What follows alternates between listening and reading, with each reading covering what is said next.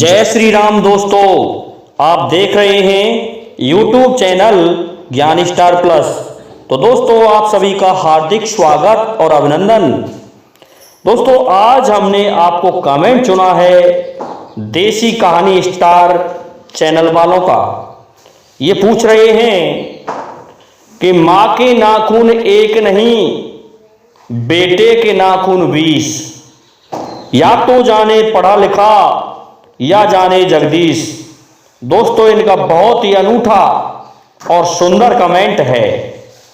दोस्तों, इसका उत्तर जानने से पहले अभी तक जिन भाइयों ने हमारे चैनल को सब्सक्राइब नहीं किया है, तो उनसे मेरा निवेदन है कि वे हमारे चैनल को सब्सक्राइब जरूर कर दें, साथ ही बेल आइकन को भी प्रेस कर दें, जिससे कि आने वाले वीडियो का नोटिफिकेशन आपको मिलता रहे। तो दोस्तों, आते हैं मूल कंटेंट पर।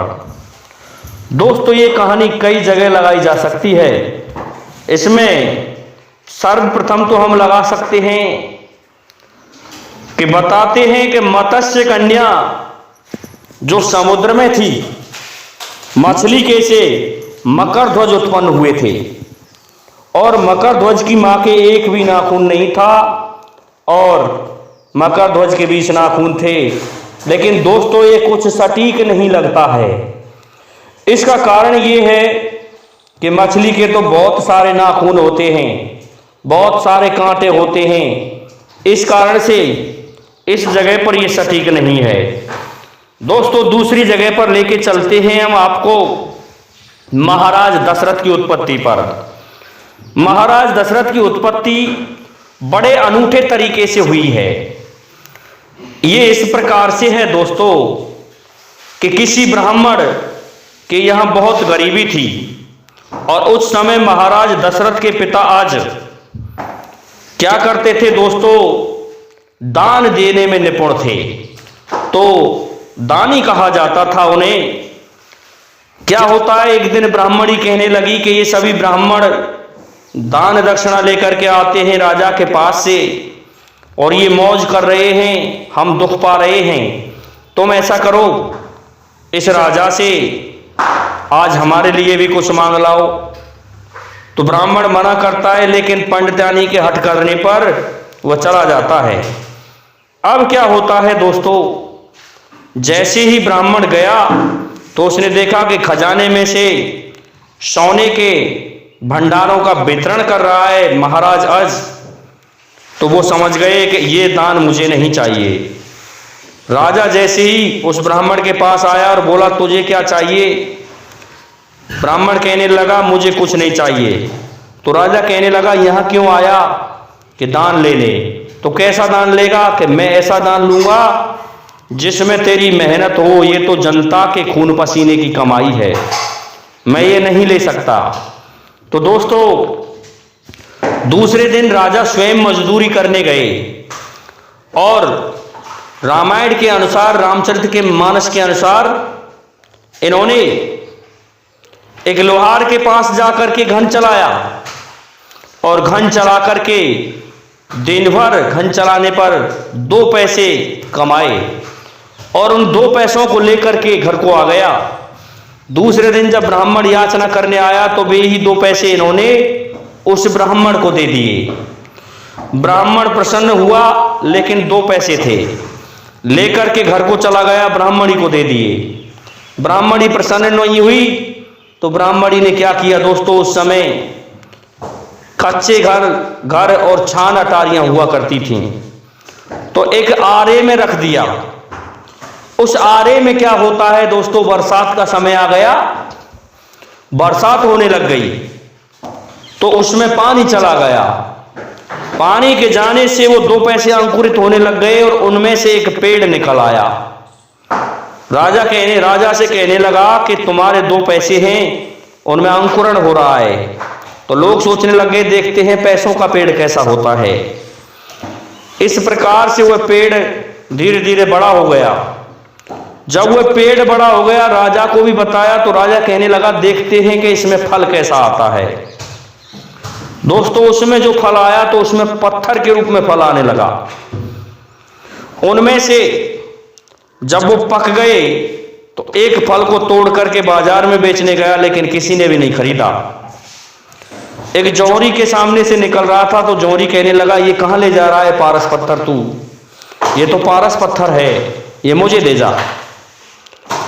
वो बोला, तू मुझे क्या देगा? कि तू चाहे जितना सोना ले जा।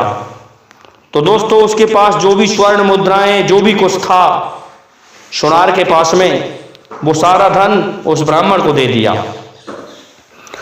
अब तो उसके हाथ में युक्ति आ गई कि ये तो पारस पत्थर है, लोहे को छुआओ और तुरंत सोना बनाओ। अब तो सोना बनाने लग गए और उन्होंने सोने के भंडार और महल खड़े कर लिए। जब ये सूचना राजा को लगी तो राजा आते हैं और कहते हैं कि ये सब कुछ क्या है? कि इन फलों का कमाल है, ये पारस पत्थर हैं। तो राजा ने देखा बहुत सारे पारस पत्थर लगे हुए थे उस फल पेड़ में। तो राजा ने उस पेड़ को कटवा करके उसको खोदना प्रारंभ कर दिया कि देखते हैं इसकी जड़ कहां तक है। दोस्तों उसमें से रथ निकलने लगे और रथ निकलते गए, और वह भी सुषुप्त जीवित अवस्था में। उसमें घोड़े निकलने लगे रथ में जुटे हुए। इस प्रकार से 9 रथ निकल के आ गए। 10वें रथ में एक लड़का बैठा हुआ निकला, जिसमें 8 घोड़े जुटे हुए थे। बहुत ही सुंदर रथ था। उस लड़के को देख करके ब्राह्मण और राजा दोनों लड़ने लगते हैं। राजा कहता है कि ये लड़का मेरा है। ब्राह्मण कहता है कि तेरा क्या अधिकार है, तूने तो मुझे दान में दे दिए थे 2 पैसे, इस कारण से मैं निसंतान हूं, ये संतान मेरी है। लेकिन राजा के भी कोई संतान नहीं थी, तो राजा कहने लगता है कि ये संतान मेरी है। इस प्रकार से दोनों में झगड़ा हुआ।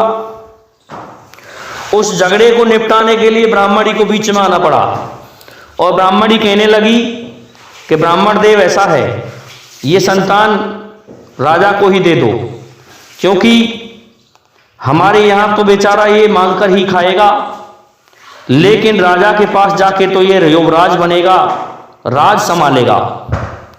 ब्राह्मणी के समझाने पर ब्राह्मण मान गया, और दोस्तों वह पुत्र दे दिया गया महाराज अज को। महाराज अज ने उनका नाम रख दिया, 10वें रथ में निकले थे इस कारण से दशरथ। तो दोस्तों पृथ्वी माता जननी हुई महाराज दशरथ की। तो पृथ्वी के एक भी नाखून नहीं, और यदि स्त्री स्वरूप में आए तो बहुत कुछ है, और बेटे के नाखून 20 हो जाते हैं, अर्थात महाराज दशरथ के नाखून 20 हैं। इसी प्रकार से यदि हम माता सीता का जन्म ले तो माता सीता के भी,